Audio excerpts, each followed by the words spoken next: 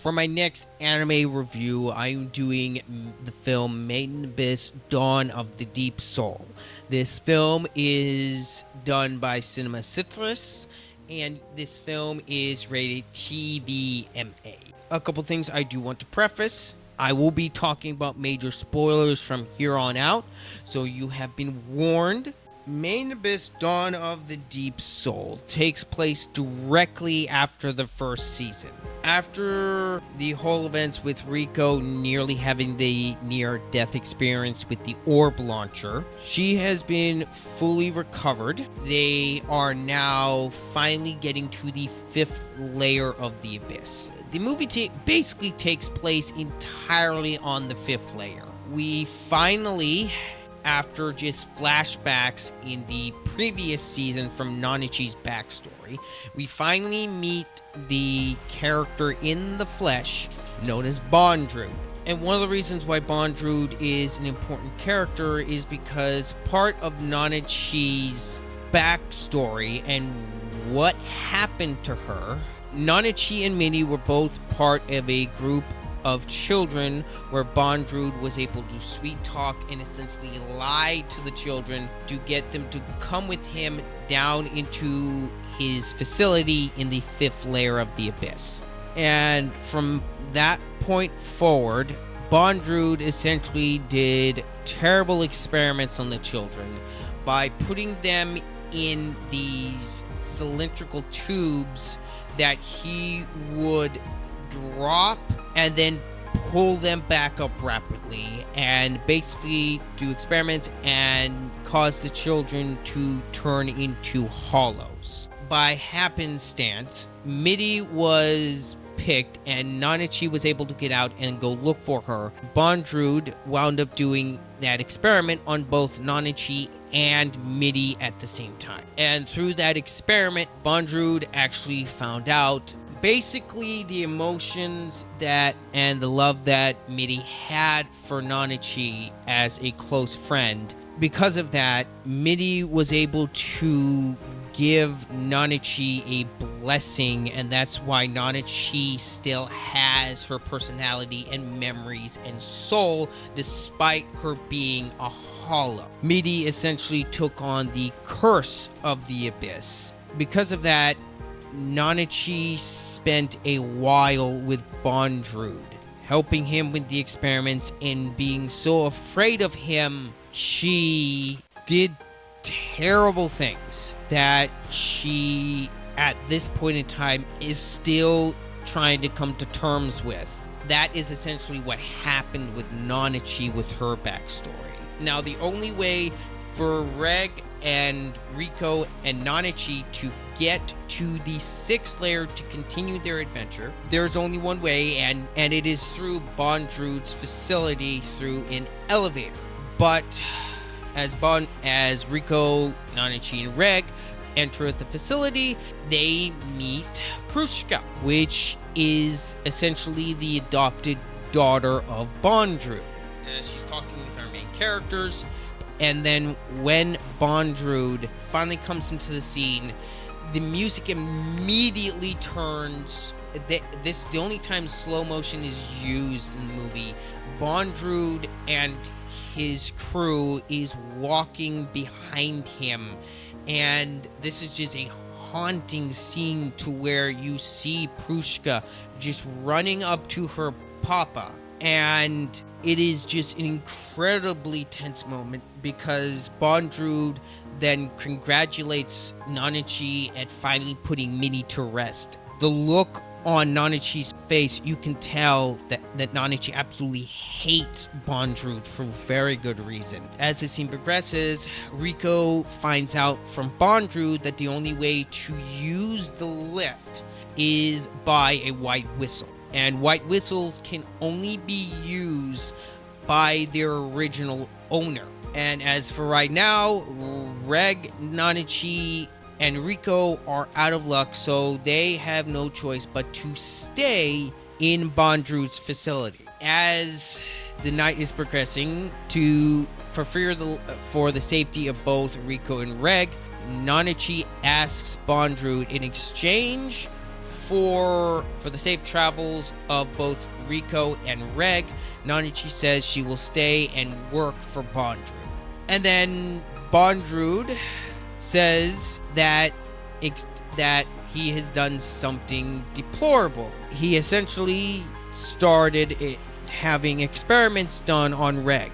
And this is where we come into one of the hardest scenes in the movie to watch, where they essentially is able to remove one of Reg's arms and they pierce his belly button. They essentially give Reg a vasectomy.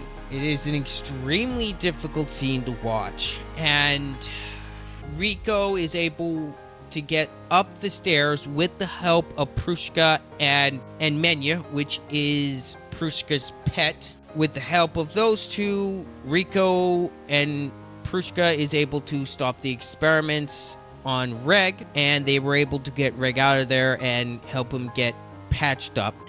And Riko, Reg, and Nanichi are all able to escape with the help of Prushka via a boat. And then as things are coming along, Riko, Reg, and Nanichi essentially set a trap for Bondrewd, because of course Bondrewd is going to go after them.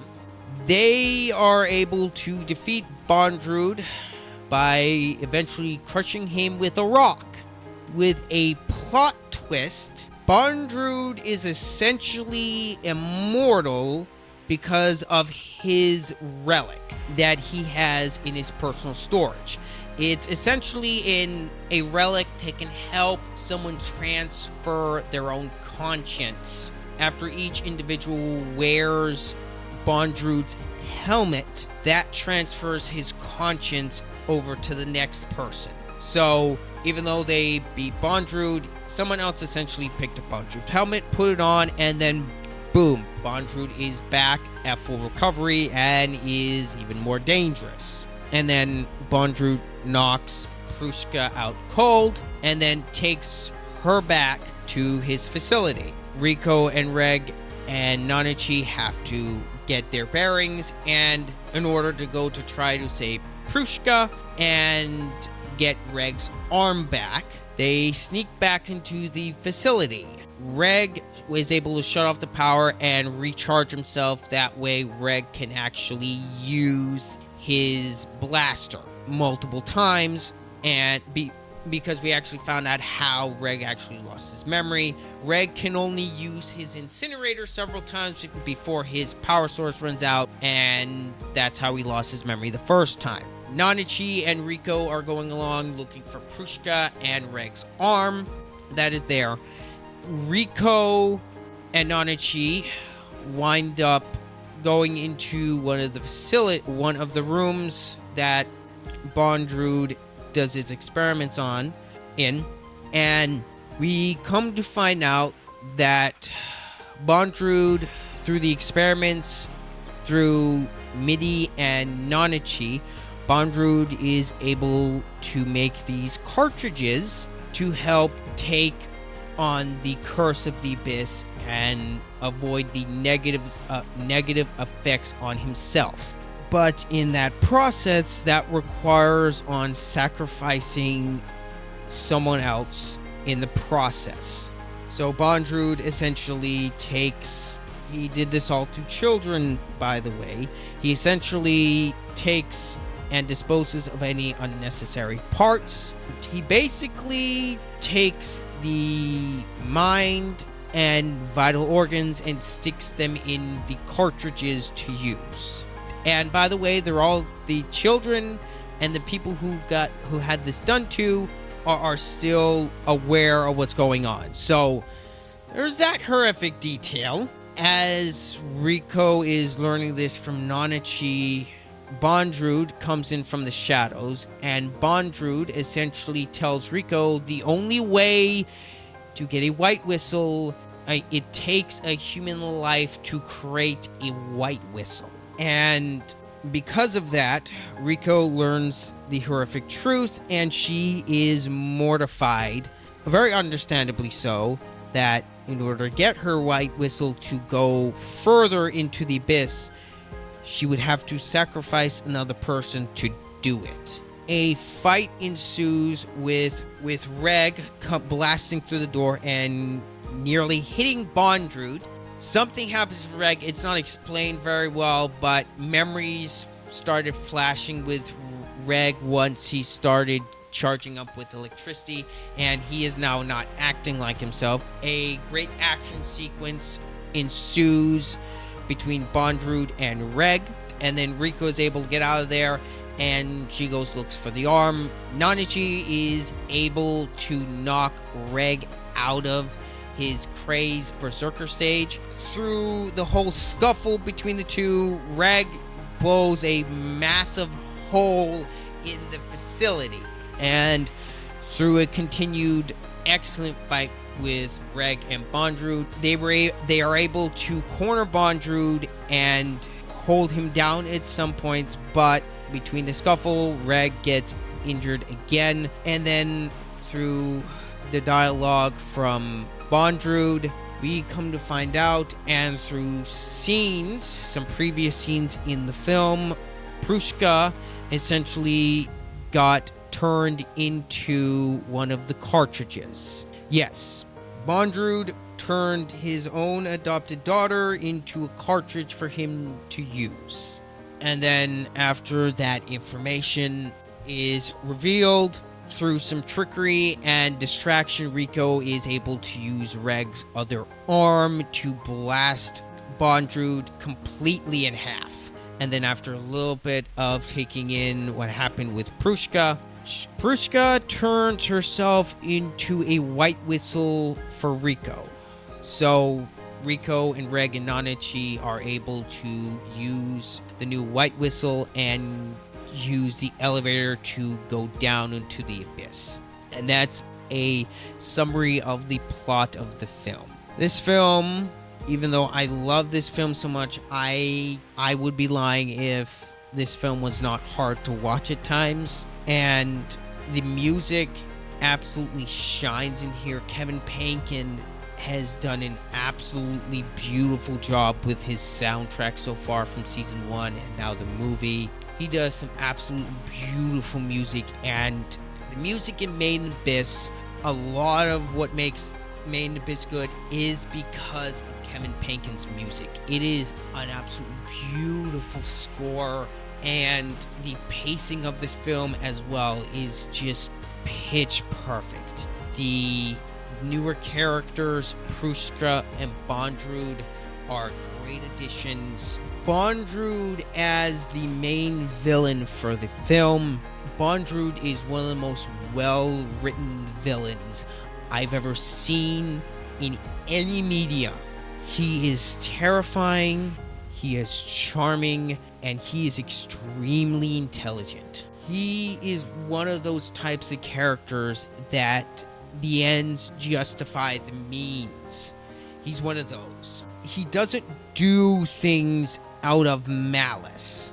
And what makes it even more terrifying is he's able to raise Prushka right, like a father should.